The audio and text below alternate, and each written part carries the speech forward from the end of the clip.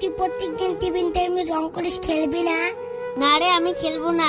খেলবি না তো বললাম, তাহলে তুই রং করিস কি করবি এগুলো দিয়ে?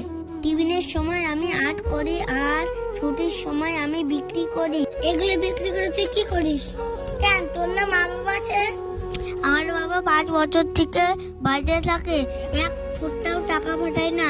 টিফিন চার, চল ক্লাসে যাই। হ্যাঁ চল, আমারও আর্ট করা শেষ।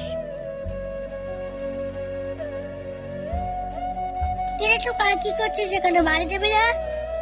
এগুলো বিক্রি করে আমি মা চিকিৎসা করব। ও, তোর সাথে তাহলে আমিও বিক্রি করি, তাড়াতাড়ি হবে। না না, তোর বিক্রি করতে হবে না। তুই আমার বন্ধুর সাথে বিক্রি করে দিলে কি হবে? ঠিক আছে, তাহলে আয় দুজনে বিক্রি করি।